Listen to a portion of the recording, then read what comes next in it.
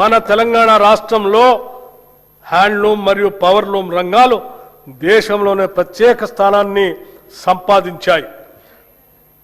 పోచంపల్లి, ఇక్కత్, గద్వాల్, నారాయణపేట్, సిద్దిపేట గొల్లభామ చీరలు, వరంగల్ దుప్పట్లు, హ్యాండ్లూమ్ ఉత్పత్తులు మన సంస్కృతి సంప్రదాయ వైభవాన్ని ప్రతిబింబిస్తున్నాయి.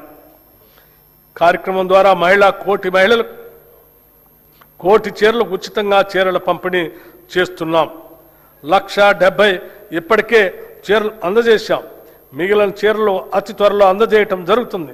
గతంలో మాదిరి కాకుండా రాష్ట్రంలోని ఆడపడుచులు ఈ వస్త్రాల నాణ్యతపై సంతృప్తి వ్యక్తం చేశారు.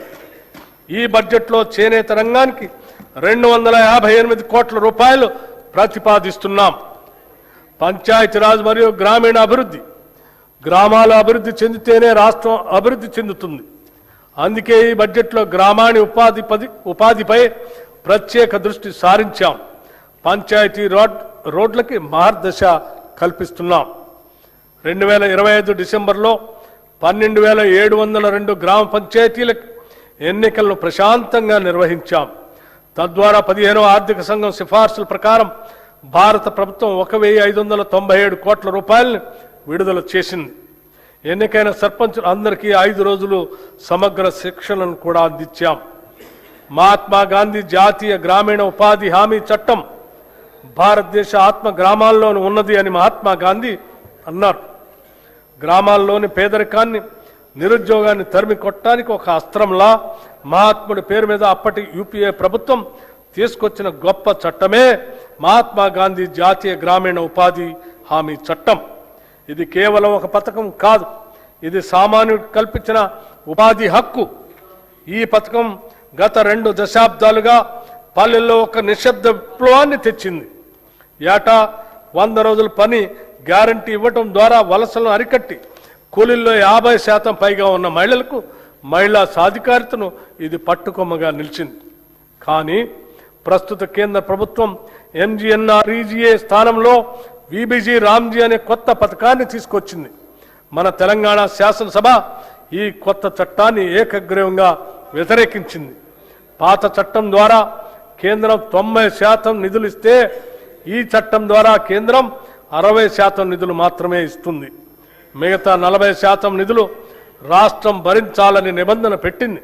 ఇది మళ్లీ వలసలను ప్రోత్సహించే కార్యక్రమం.